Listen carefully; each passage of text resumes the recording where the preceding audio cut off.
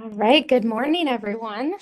Welcome and thank you so much for joining us for our Healthy Living lecture event on finding stability, navigating balance disorders, hosted by Henry Ford's Senior Healthy Living Program. My name is Dr. Erica Bennett, and I will be your moderator for today's lecture, and I'm an audiologist at Henry Ford Health. This morning, you will hear from my colleague, Dr. Kaylee Smith, who's also an audiologist and the balance coordinator at Henry Ford Health. Dr. Smith will be discussing balance disorders and the steps you can take to help. Following Dr. Smith's presentation, we will be having a question and answer session. So if you do have a question during Dr. Smith's presentation, please type your question into the chat box. Make sure that you're not sharing any personal medical information. To ensure a smoother experience for all, please make sure to turn off your cameras and note that your microphones have been muted. This lecture is being recorded and will be available to listen to again on the Healthy Living Lecture Series webpage at henryford.com/healthylivinglectures. So now I'm happy to introduce Dr. Kaylee Smith. Thank you, Dr. Bennett, for that introduction. So this is one of my favorite topics to discuss, finding stability and navigating balance disorders. So a few things I want to go over during this presentation are first starting with fall statistics, also what causes a person to fall, what is the balance system, some resources for fall safety, and then including a safety checklist of things that you can do inside your home to prevent any falls from occurring. So first, what is a fall? A fall is a sudden, unintentional, and unexpected event that results in a person coming to rest on the ground or at a lower level. So anytime you fall to the ground, that is what we consider a fall. So these are some statistics taken straight from the CDC that I want to discuss just to show the importance of what it means to fall and how important it is to prevent these falls from occurring in the future. So first, every second of every day in the United States, an older adult falls, making falls the #1 cause of injuries and death from injury among older Americans. In 2014, 27,000 people 65 and older died from injuries related to unintentional falls. About 2.8 million people 65 and older were treated in emergency departments for non-fatal injuries from falls, and more than 800,000 of these patients were hospitalized. So you can see from these statistics that they're very daunting or scary. So we want to take them very seriously and be able to move forward, providing resources on how to prevent any falls from occurring. So I want to start by talking about some myths. So I see patients every day in the Balance Clinic at Henry Ford Health, and I want to go over some things that are commonly being said to me, and try to correct some of these things. So first thing that I hear most often is everyone else falls, not me. That's not true. Anybody and everybody can fall, and that's why we need to take this so seriously, to try to reduce any falls from happening, because anybody is at risk for falling, and we'll go into what can cause these type of falls so then we can try to get ahead of it before those falls even happen. Another popular myth that is commonly being said to me is I'm not old enough to use a cane or walker. There is no age requirement for an assistive device such as a cane or walker. So if you are experiencing any unsteadiness or imbalance, I highly encourage you to use an assistive device such as a cane or walker, because you don't have to be a certain age. So don't let that deter you from using an assistive device. Here's the next one. My family will take away my independence if they think I'm going to fall. So I want to encourage everyone to not view it as family trying to take away your independence. It is very beneficial to have a support system so they can help you get to those resources to help prevent any falls from occurring or happening. So try to look at it as let's include my family so that they can support me and trying to help any balance disorders that I have and strengthen my balance system, and we can look into those resources together. Next, I hear routine medical exams are not important. Routine medical exams are very, very important. So I advise the yearly or annual vision exams, hearing examinations, or those yearly follow-ups with your primary care physicians. A lot of times there'll be annual blood work, things like that, just to make sure that everything is where it's supposed to be. So that way, if there is something that has decreased since your previous exam, you can take those necessary steps to help eliminate or reduce any falls from happening that may stem from one of the things the routine exams could have found in the first place. And finally, I hear all the time, if I stay home and limit my activity, then I will not fall. So I think the thought process is if I'm sitting at home, I'm not doing anything, so then I'm not going to be able to fall. The problem with that is if you're limiting your activity, you're actually weakening your balance system. So we want to make sure that we're doing your daily activity and not limiting activity. So that way you're not weakening your balance system. So then when you do go to walk or do an activity, your balance system is ready to go. It hasn't been weakened by you limiting your activity. So please, please, please don't think that staying at home and limiting your activity is actually going to reduce falls, because it can create actually more of a problem. So who's at risk for falling? People 75 and older who fall are 4 to 5 times more likely to be admitted to a long-term care facility for a year or longer. And nearly 85% of deaths from falls in people 75 occur 75 and older. Again, this is taken from the CDC. So these are scary, daunting. So what can we do to get ahead of this and not become one of these statistics? So let's spend a little bit of time talking about the different types of falls. I think we need to understand what a fall is before we can work on preventing those falls and strengthening the balance system. So there are 3 different types of falls. The first type of fall is an anticipated fall. So this is a fall due to known risk factors or known medical conditions, such as medical conditions that can lead to balance issues, hearing or vision concerns, prescribed medications that cause dizziness. Those are all what we would fall under the category of anticipated.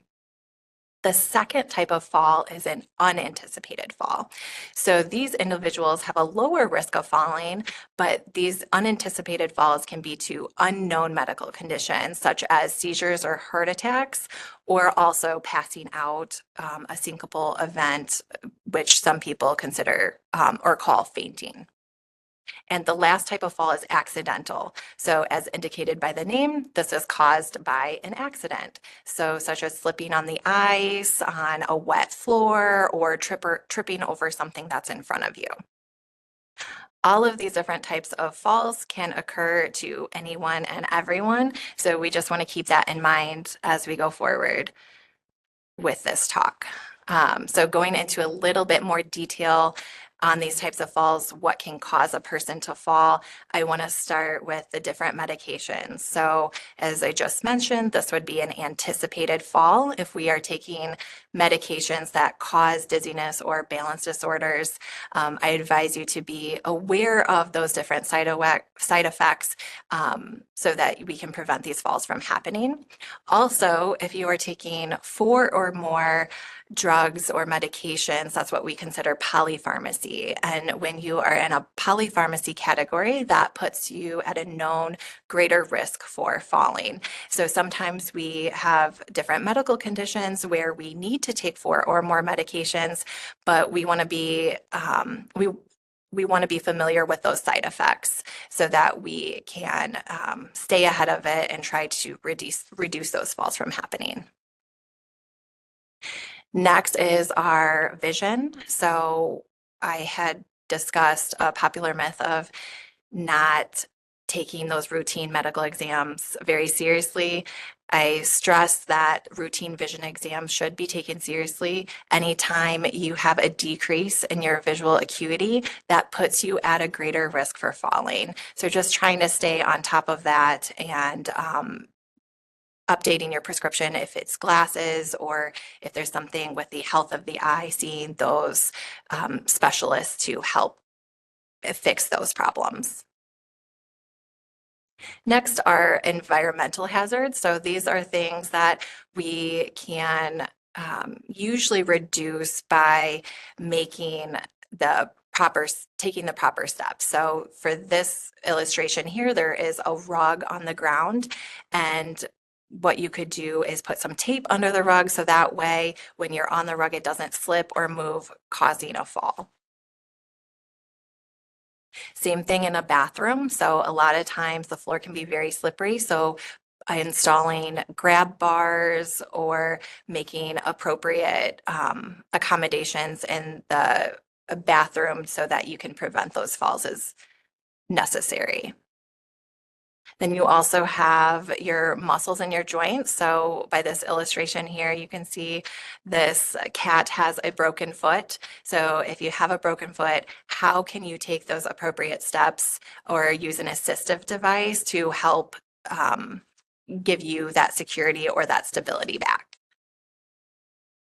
And finally, again, with those environmental hazards with wet floors, or maybe there's an icy patch on the ground, being aware of your surroundings and being able to either avoid them, or if you spill something, making sure that it's cleaned up right away so that way you don't forget about it and then later slip on the floor.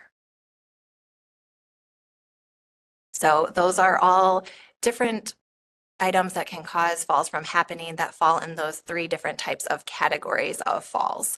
So what can we do to help strengthen the balance system? First, I want to talk about the balance system and what makes up the balance system.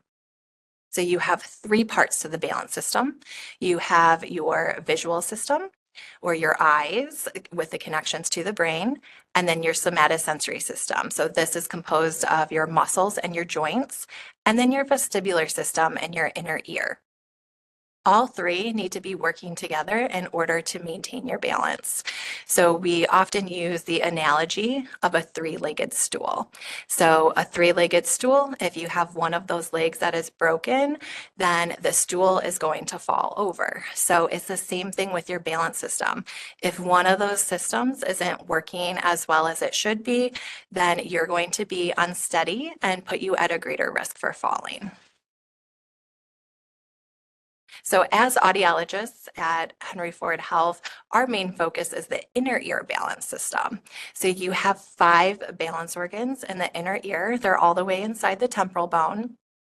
And there's different ways we can assess how those balance organs are working to determine if there's something wrong that could be putting you at risk for being off balance or unsteady. The main functions of the inner ear balance system is to maintain your balance, also provide direction and speed of movement of the head, and assist the eyes in keeping objects in focus while you are moving. So for that third point, if you are walking and you're turning your head, you want to make sure any objects in front of you are steady and focused in your vision. If not, everything's going to be shaky and you could be dizzy or off balance, again, causing you to fall.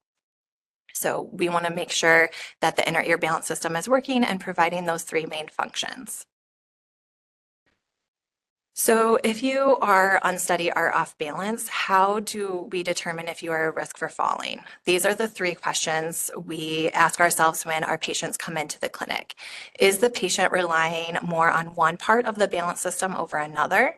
Second, is the patient able to rely on all 3 systems to maintain upright stance? And third, is the patient's balance system and the inner ear working as it should be?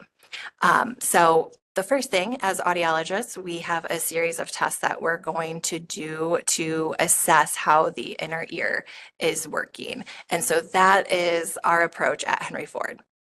Is that inner ear balance system working as it should be?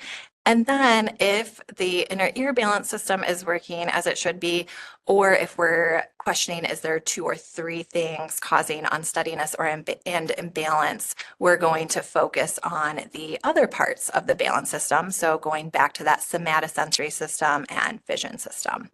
And then from there, depending on what our results are giving us and what the patient is telling us, we're going to make recommendations to some possible other specialties. So how do we know how the balance system and the inner ear is functioning? First, we're going to start with the test that's called video nystagmography, also known as VNG. This test looks at the inner ear balance system and those connections going to your eye, and then we're able to determine, is one side weaker than the other? Are they both weak? Could this be causing the imbalance, balance disorders, or unsteadiness? Next, this rotational chair testing is a routine test that we include in our falls or balance assessment for patients. And this test is a chair that rotates side to side, and it's looking at the pathways from the inner ear and those central connections up to the brain. So by completing this test, we're able to determine, again, how is that inner ear functioning, but also how are those connections from the inner ear balance system going up to the brain. And finally, we do what's called computerized dynamic posturography, also known as CDP. And this is a functional test that looks at how all three systems work together. So now we're not only focusing on the vestibular system, but we're also focusing on the vision and the somatosensory. And how do all three systems work together? This can give us information if one system isn't working as well as it should. It will show a reduced sensory pattern for that part of the system, and then we can make our appropriate recommendations from there. But also this helps us determine that this patient might be at risk for falling. And then we can provide appropriate resources.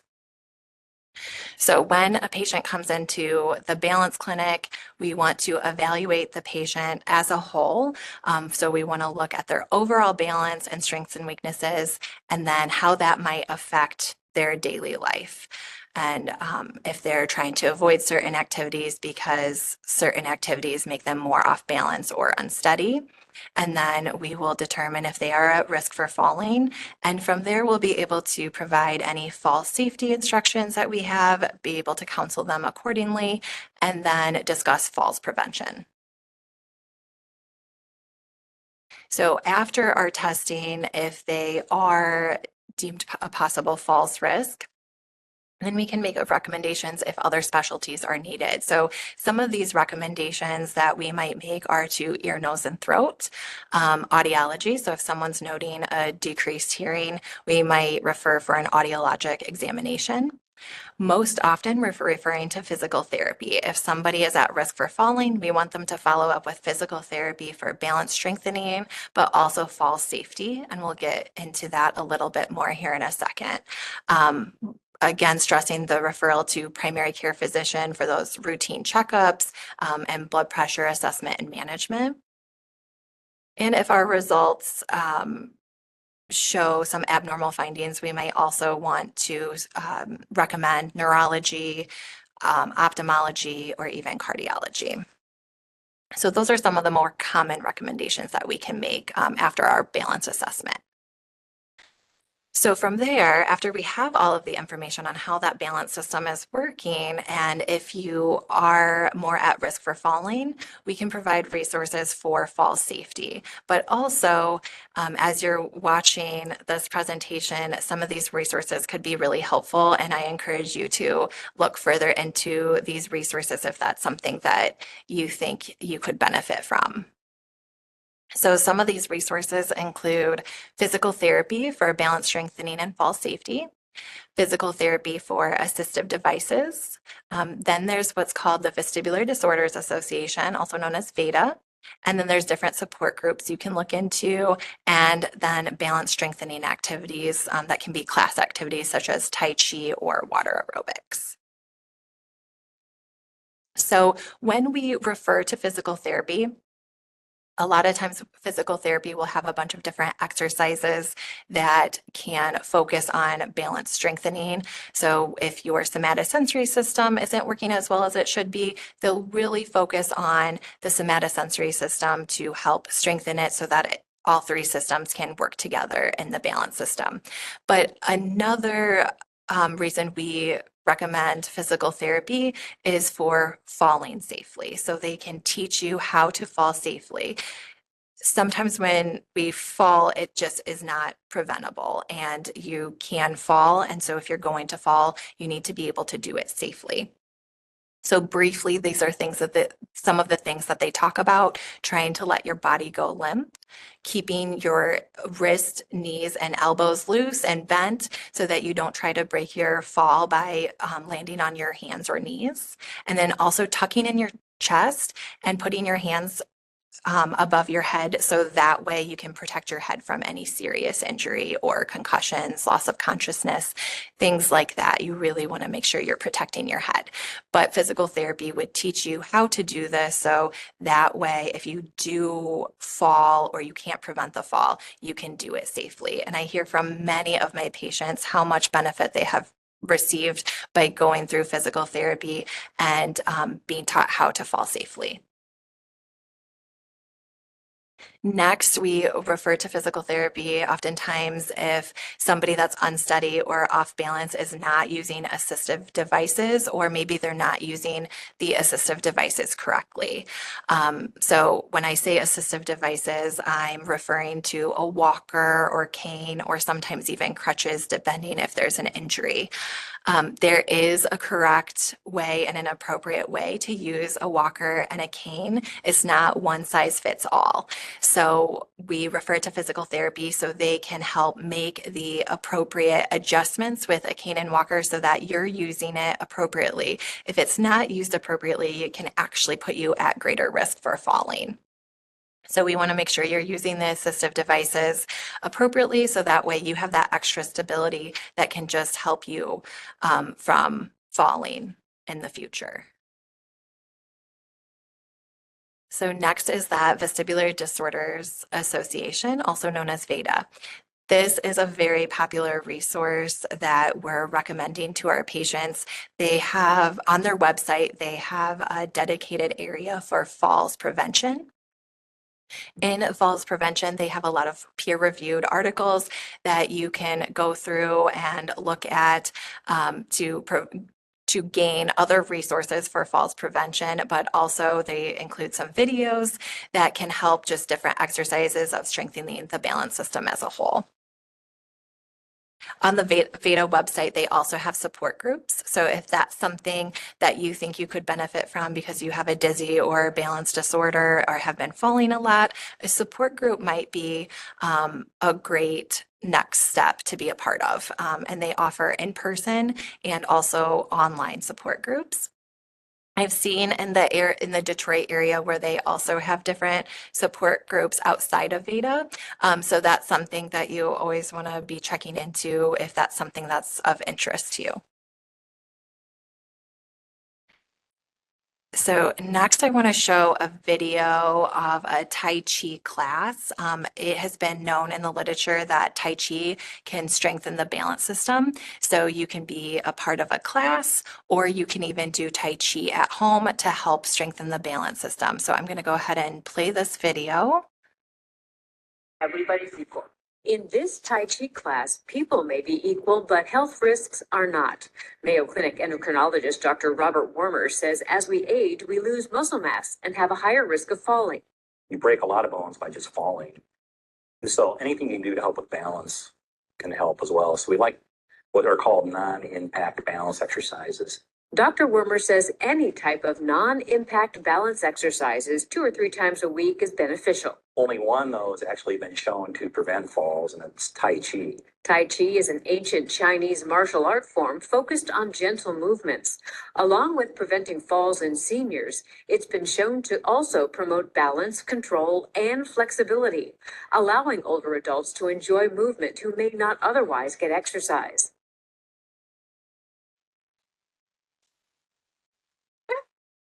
For the Mayo Clinic News Network, I'm Vivian Williams.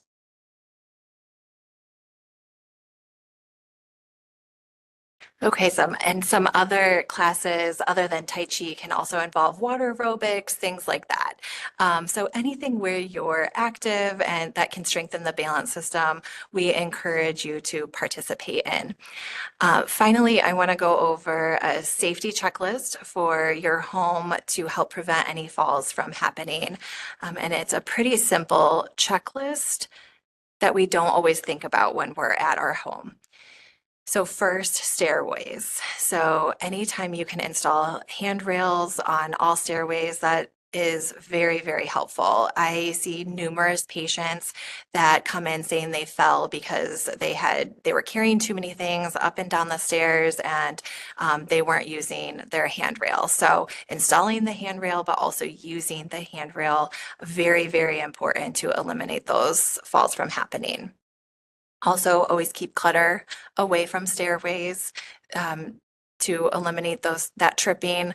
Use colored tape at the top and the bottom of the stairs so that way you can visualize where the top and the bottom of the stairs are. That's very helpful in preventing those falls. And then good lighting in all locations. I can't stress this enough how important it is to have good lighting in all locations so you have a visible pathway of where you're walking. And in the bathroom, so we briefly discussed this already, grab bars near the bathtub, the shower, and the toilet. That can really help prevent any of those falls from occurring.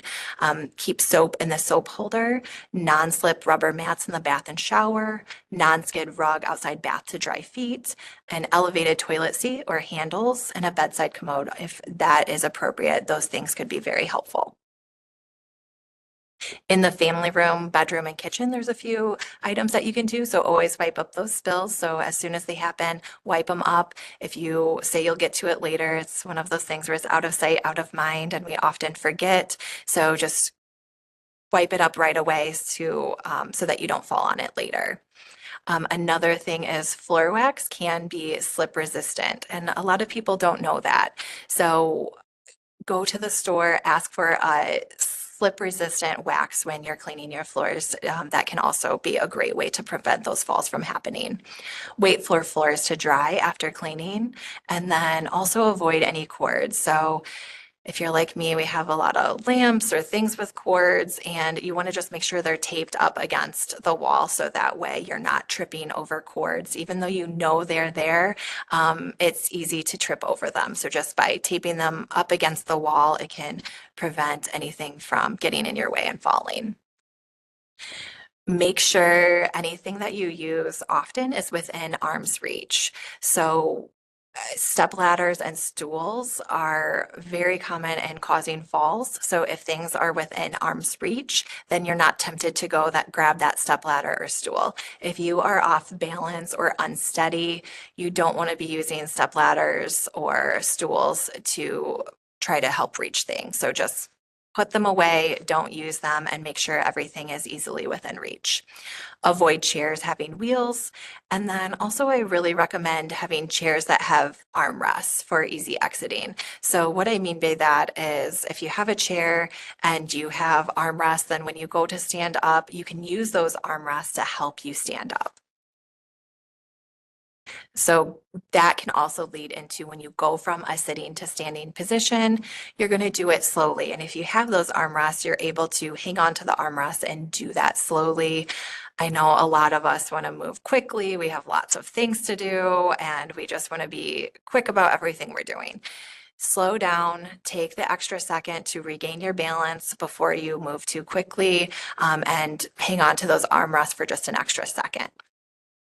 Also using automatic on and off night lights just so you can see where you're walking.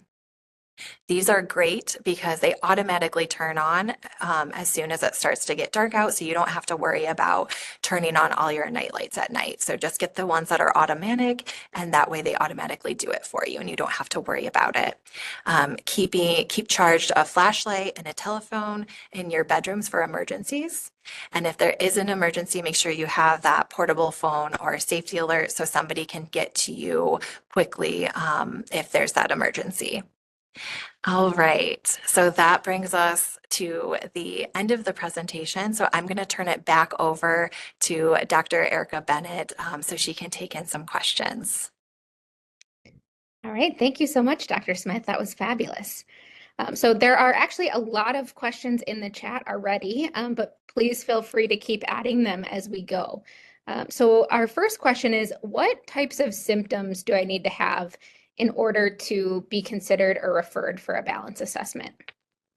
That's a great question. So because we are audiologists at the Balance Clinic at Henry Ford, anytime there's dizziness, that is a primary concern of ours. Now, if that dizziness is blood pressure related or things like that, I would encourage you to start with primary care. But if you're dizzy and it seems like it could be coming from the inner ear, make that referral.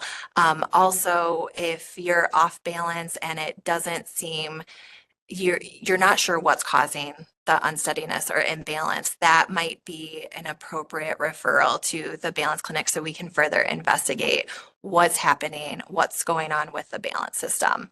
And how you can do that is start with your physician or a mid-level provider to get a referral to the balance clinic. So you can't just call and make an appointment. We do need that referral coming from a provider. So if that is something that you think you could benefit from as an evaluation from the balance clinic, start with one of your physicians or mid-level providers. And if they also agree with that plan, they can refer you to us.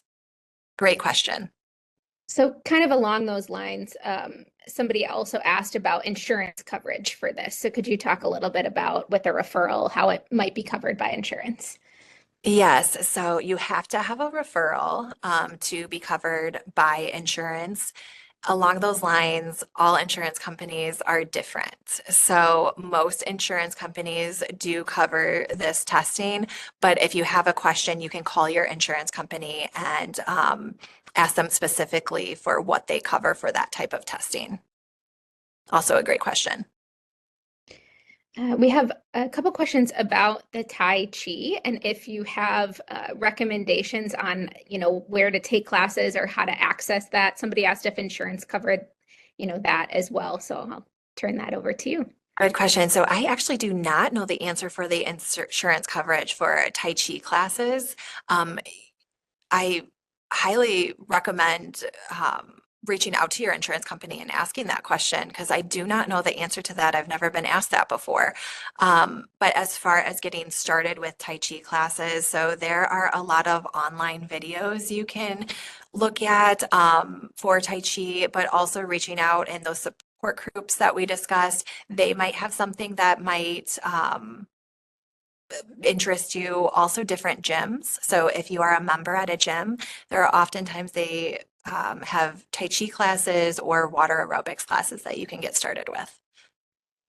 Fantastic. Where are the clinics located for the Balance Clinic? Where at Henry Ford could they find access to that care?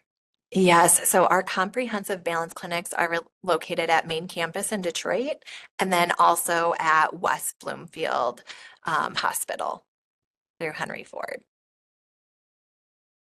But as we discussed, you want to take that first step and talk with your primary care physician or one of your specialty physicians to make sure that might be the best choice for you if there could be something inner ear going on.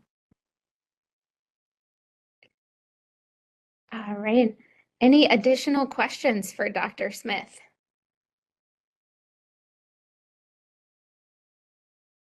Okay, I'm not seeing anything else new in the chat, although somebody did share that West Bloomfield Parks and Rec offers Tai Chi classes, so that's good to know. Oh, good to know. So this brings us to the end of our event. So as a reminder, this lecture today has been recorded and will be available for you to watch again or to share with your friends and family members. And again, you can visit henryford.com/healthylivinglectures to be able to view the recorded presentation. It will be available in the next couple of weeks. So on behalf of Dr. Smith and the Senior Healthy and Living Program, thank you so much for joining us today to learn about balance disorders. I hope you have a great day.